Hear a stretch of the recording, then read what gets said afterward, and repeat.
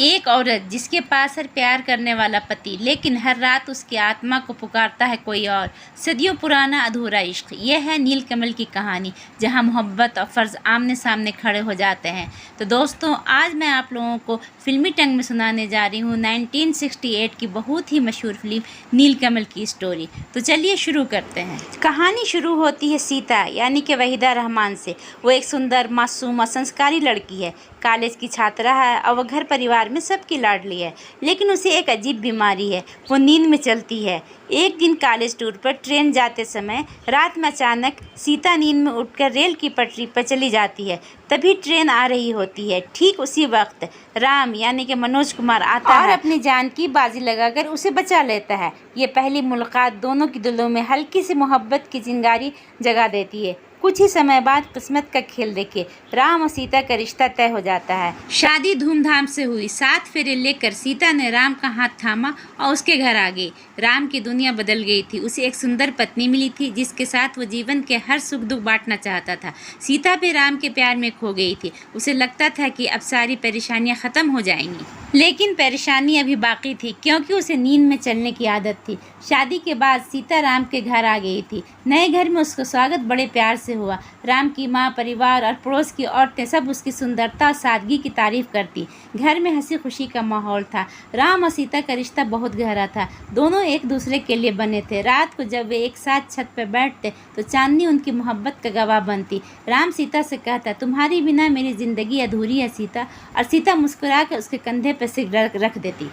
लेकिन इस सुखद जीवन में भी एक काला साया था, सीता की नींद में चलने की आदत। पहली ही रात जब वो सो रहे थे, अचानक सीता उठ खड़ी हुई। उसकी आंखें बंद थी और चेहरे पर अजीब सी लालिमा। वो धीरे धीरे सीढ़ियों के नीचे उतरी और आंगन की तरफ बढ़ गई। उसके पांव उसे कहीं दूर खींच रहे थे। राम ने देखा तो हैरान रह गया। वो तुरंत उसके पीछे गया, उसे रोकने की कोशिश की। सीता कहाँ जा रही है, उसने धीरे से कहा, लेकिन सीता ने कोई जवाब नहीं दिया। वो मानो किसी और दुनिया में थी। राम ने उसे पकड़ कर वापस बिस्तर पर लिटाया। सुबह जब सीता उठी तो उसने कुछ याद नहीं था। राम ने सोचा कि यह थकान की वजह से हुआ होगा, लेकिन धीरे धीरे ये आदत बढ़ने लगी। कई बार सीता रात में घर से बाहर निकल जाती, बगीचे की ओर जाती या सुनसान रास्ते पर चल पड़ती। उसकी सास और घर के लोग घबरा गए। राम की माँ को शक होने लगा कि शायद सीता पे कोई भूत प्रेत का साया है। औरतें कानाफूसी करने लगी। अरे ये कैसी बहू है जो रात को घर से बाहर जाती है, कहीं इसका किसी और के साथ चक्कर तो नहीं। ये ताने सीता के दिल को चीरते थे। वो निर्दोष थी, लेकिन किसी को समझ नहीं पा रही थी कि वो क्या हो रहा है। राम को भी कई बार उलझन होती। एक तरफ वो अपनी पत्नी से प्यार करता था और जानता था कि वो पाक दिल है, दूसरी तरफ समाज और परिवार के ताने उसके दिल को तोड़ने लगे थे। लेकिन उसने ठान लिया था, चाहे पूरी दुनिया सीता पर शक करे, मैं उसे कभी अकेला नहीं छोड़ूंगा। एक शाम राम और सीता मंदिर गए। वहाँ की शांति और दीपों की रोशनी में दोनों अकेले बैठ गए। राम ने सीता का हाथ पकड़ते हुए कहा, सीता अगर तुम्हें कोई तकलीफ है तो मुझे बताओ, मैं तुम्हारा साथी हूँ। सीता की आंखें भर आई। उसने कहा, राम मुझे खुद नहीं पता कि मेरे साथ क्या हो रहा है। रात को जब मैं नींद में चली जाती हूँ तो लगता है जैसे कोई मुझे बुला रहा है, कोई बहुत अपना, बहुत पुराना रिश्ता। लेकिन जब सुबह होती है तो मुझे कुछ याद नहीं रहता। राम ने उसका चेहरा अपने हाथों में थाम लिया और कहा, तुम्हें डरने की ज़रूरत नहीं है, चाहे ये बीमारी हो या कोई रहस्य, मैं हर हाल में तुम्हारे साथ हूँ। ये सुनकर सीता की आंखों से आंसू बहने लगे। उस पल दोनों के बीच प्यार और गहरा हो गया। रात का सन्नाटा था, सब गहरी नींद में सो रहे थे, लेकिन सीता फिर से उठ खड़ी हुई। इसकी आंखें बंद थी, मगर चेहरा जैसे किसी अदृश्य शक्ति की ओर खिंच रहा था। उसके पांव उसे महल के पुराने खंडर की तरफ ले गए, जहाँ कोई और नहीं बल्कि सदियों से कैद एक आत्मा उसकी प्रतीक्षा कर रही थी। खंडर के भीतर वीरानी थी, टूटी दीवारें, बिखरी मूर्तियां, हवाओं में सीटी, मानो समय रुक गया हो। अचानक एक गहरी भारी आवाज गूंजी, नीलकमल, नीलकमल। सीता का दिल जोर से धड़कने लगा। वो नाम सुनते ही ठिठक गई। उसकी बंद आंखें खुली और सामने उसे एक धुंधली आकृति दिखाई दी। लंबा कद, शाही व्यक्ति और दर्द से भरी आंखें। वो था चित्तरसेन यानी कि राजकुमार। उसकी आवाज में दर्द था, तड़प थी और अनंत प्रेम था। नीलकमल, तुम आ गई। सदियों से मैं इसी पल का इंतजार कर रहा हूँ। दीवारों के बीच दफन होकर भी मेरी आत्मा जिंदा रही, सिर्फ तुम्हारे लिए। सीता सिहर उठी। उसके सामने बीते जन्म की तस्वीरें चमकने लगीं।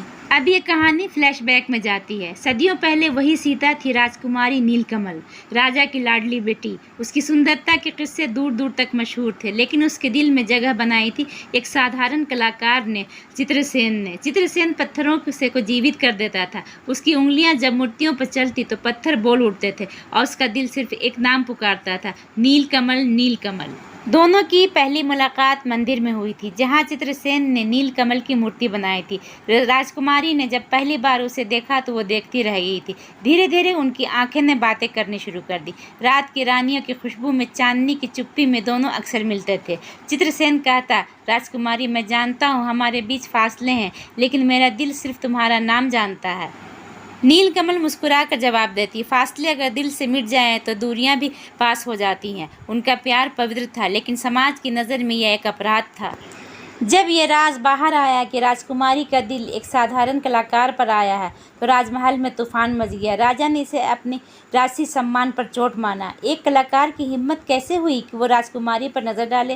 राजा ने क्रोध से दहाड़ते हुए कहा, चित्रसेन को पकड़ लिया गया। महल की सभा में उसका न्याय हुआ, लेकिन न्याय नहीं, यह अन्याय था। राजा ने आदेश दिया, इसे दीवारों के बीच जिंदा चुन दो, ताकि इसकी सांसें भी पत्थरों के साथ दम तोड़ दें। नीलकमल को ये बात मालूम नहीं थी। जब ये काम हो रहा था तो उसे उसके नानी के घर भेज दिया गया। जब वो नानी के यहाँ से वापस आई तो उसे बताया गया कि चित्रसेन कहीं चला गया है। नीलकमल ने उसे बहुत खोजने की कोशिश की, पर वो नहीं मिला। मरते समय चित्रसेन ने सिर्फ एक नाम पुकारा था, नीलकमल, नीलकमल, और तब से उसकी आत्मा उसी पुकार में कैद हो गई। आज वही पुकार सीता तक पहुंच रही थी। खंडहर में खड़े चित्रसेन की आत्मा उसे कह रही थी, देखो नीलकमल, मैं आज भी वही हूँ। मेरा प्यार सदियों से जिंदा है। तुम्हें जन्म लिया, मैं अभी तक यही हूँ। आओ मेरे पास आओ। सीता का दिल दहल उठा। उसके मन में अजीब सी बेचैनी थी। वो खुद को समझ नहीं पा रही थी कि क्या सचमुच ये नीलकमल थी, क्या उसका ये रिश्ता सदियों पुराना था। उसकी आंखों में आंसू भर आए, लेकिन उसी वक्त उसे राम की याद आई, वर्तमान जीवन का उसका पति, जो उसे टूट कर चाहता था। वो चुप रही, लेकिन आत्मा की आवाज उसके दिल में गूंजती रही। राम सीता की इस बेचैनी को समझ नहीं पा रहे थे। वो उसे बेहद प्यार करते थे, लेकिन सीता की आंखें की उलझनें उन्हें अधिक दूर कर देती थी। वो हर बार जब वे करीब आने की कोशिश करते, सीता किसी अनजाने डर और खिंचाव में खो जाती। यह रोमांस का स्पर्श है। राम उसे मानने की कोशिश करते, फूल लाते, कभी गीत गाते, कभी उसकी आंखों में आंखें डालकर पूछते, तुम मुझसे दूर क्यों हो सीता? सीता मुस्कुरा देती, लेकिन अंदर ही अंदर टूट जाती। राम यानी कि धरती का पति, चित्रसेन आत्मा का अधूरा प्रेमी। नीलकमल बीच में पीस रही थी। उसके दिल में पति के लिए सम्मान और जिम्मेदारी थी, लेकिन आत्मा चित्रसेन की पुकार की ओर खिंच रही थी। एक दिन सीता फिर नींद में चलकर सीधे उस खंडहर तक पहुंच जाती है, जहां चित्रसेन की आत्मा कैद है। आत्मा उसे रोकना चाहती है, उसे अपने साथ ले जाना चाहती है। सीता को पिछले जन्म की सारी बातें याद आ जाती है। सीता चित्रसेन से कहती है, तुम कहाँ थे? जब मैं नानी के यहाँ से आई तो तुम्हें ढूंढा तो तुम नहीं मिले। कुछ लोगों ने बताया कि तुम चले गए हो। चित्रसेन ने कहा, तुम्हें नहीं मालूम है नीलकमल, तुम्हारे पिताजी यानी कि राजा साहब को जब यह बात पता चली कि मैं तुमसे प्रेम करता हूँ, तो उन्होंने मुझे इस दीवार के अंदर चुनवा दिया, और तब से मेरी आत्मा तुम्हारे लिए तड़प रही है। तुम मेरे साथ नहीं चलोगी, तुम्हें मेरे साथ चलना होगा।